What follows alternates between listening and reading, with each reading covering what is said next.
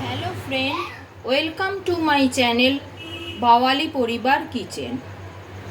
আজকে আমি তোমাদের সাথে শেয়ার করতে চলেছি একটা Indo Chinese recipe, mixed fried rice.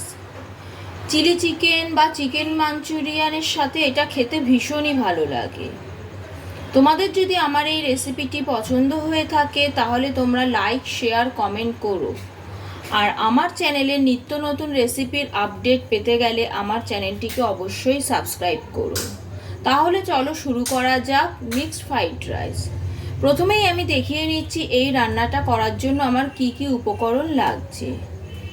আমি এখানে নিয়ে নিয়েছি 200 গ্রাম চালের ভাত। নর্মাল যে দুধেশ্বর চালের ভাত আমরা খাই সেই চাল দিয়েই আমি ভাত বানিয়ে নিয়েছি। এটাকে একটা থালার মধ্যে ভালোভাবে ছড়িয়ে রেখেছি যাতে এটা কোনোভাবেই দলা পাকিয়ে না যায়। আর এই মিক্সড ফ্রাইড রাইসে আমি কিছু ভেজিটেবলস দেব। তার জন্য আমি নিয়ে নিয়েছি গাজর, বিনস, ক্যাপসিকাম, আর এখানে নিয়ে নিয়েছি পেঁয়াজ শাক, রসুন শাক। কিছুটা রসুন আমি এখানে গ্রেট করে রেখেছি। একটা বড় সাইজের পেঁয়াজকে কুচি করে নিয়েছি।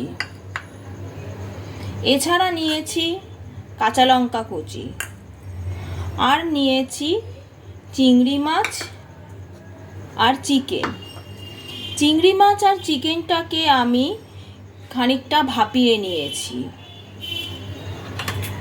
এখানে নিয়েছি 2টো ডিমের ভুজিয়া করে রেখেছি। এছাড়াও আমার লাগবে হচ্ছে গিয়ে সয়া সস, ভিনিগার, গোলমরিচের গুঁড়ো, এছাড়াও স্বাদ অনুসারে নুন আর চিনি। আর আমি রান্নাটা কিন্তু সাদা তেলেই করব। এবার একটা কড়াইতে তেল নিয়ে তেলটাকে গরম করে নিয়েছি। এবার আমি এই তেলের মধ্যে দিয়ে দেব চিকেনগুলো, দিয়ে এটাকে খানিকক্ষণ একটু ফ্রাই করে নেব। চিকেনটা ভাজা হয়ে গেছে। এবার এটাকে আমি একটা আলাদা পাত্রে তুলে নেব। এবার আমি ওই তেলের মধ্যেই দিয়ে দিচ্ছি চিংড়ি মাছগুলো।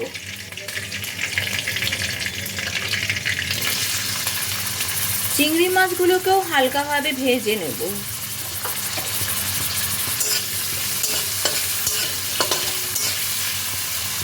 চিংড়ি মাছ খুব বেশি ভাজার দরকার পড়ে না, খানিকক্ষণ সাঁতলালেই চিংড়ি মাছগুলো লালচে লালচে ভাব হয়ে গেছে। এবার আমি চিংড়ি মাছগুলোকেও তেল থেকে তুলে নিচ্ছি। এবার আমি কড়াইতে আরও খানিকটা তেল অ্যাড করছি। এবার আমি এই তেলের মধ্যে দিয়ে দিচ্ছি রসুনগুলো।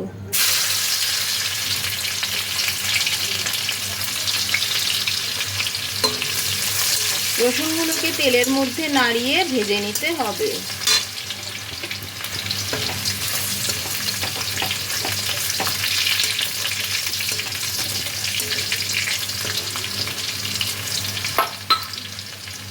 রসুনগুলো ভাজা হয়ে গেছে। এবার আমি রসুনগুলোকে তেল থেকে তুলে নিয়ে ফেলে দেব। আমার রসুন নয়, রসুনের গন্ধ এই তেলের মধ্যে পুরো রান্নাটা হবে।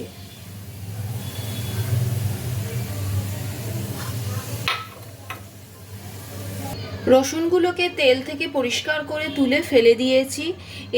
এবার ওই রসুনের গন্ধওয়ালা তেলেই বাকি রান্নাটুকু করব। এই তেলের মধ্যে দিয়ে দিচ্ছি পেঁয়াজ কুচি। পেঁয়াজ কুচিটা দিয়ে হালকা করে খানিকক্ষণ নেড়ে নেব।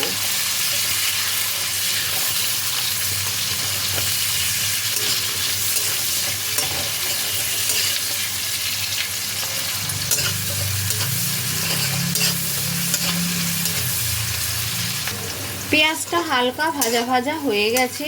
এবার এর মধ্যে আমি একে একে দিয়ে দেব কেটে রাখা গাজর, ক্যাপসিকাম আর বিনস।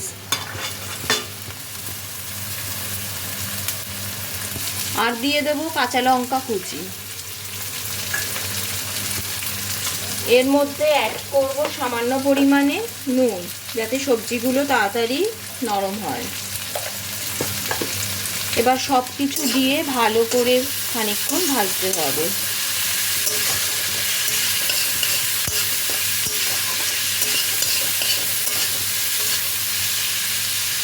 সবজিগুলো বেশ ভাজা ভাজা হয়ে গেছে। এবার একে একে এর মধ্যে অ্যাড করব চিংড়ি মাছ, চিকেন,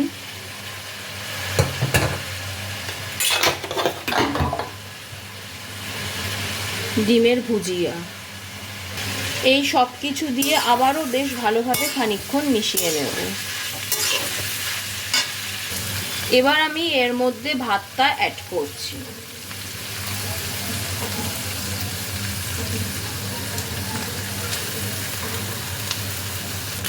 এবার ভাতটাকে সব সবজি দিয়ে ভালোভাবে মিশিয়ে নেব।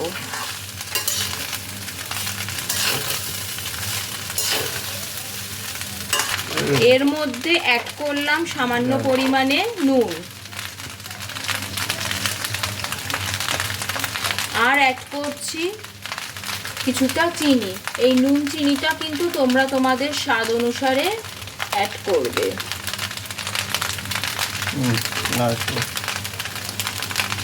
এর মধ্যে অ্যাড করছি কিছুটা গোলমরিচের গুঁড়ো।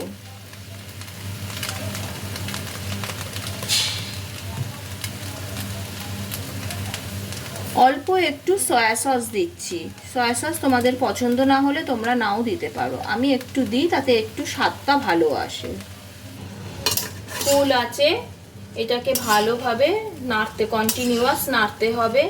এইভাবে নাড়াটাই কিন্তু আসল। ভালোভাবে না নাড়লে জিনিসটা কিন্তু দলা পাকিয়ে যাবে। একটা সুন্দর গন্ধ বের হতে আরম্ভ করেছে। এবার আমি এর মধ্যে অ্যাড করছি রসুন শাক, আর অ্যাড করছি পেঁয়াজ শাক। এই সব কিছু উপকরণ দিয়েও আবার আমি এটাকে ভালো করে মিশিয়ে নেব।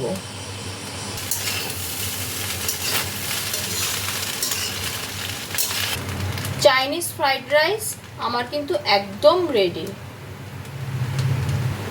এটা দেখতেও যেমন সুন্দর, খেতেও কিন্তু অপূর্ব।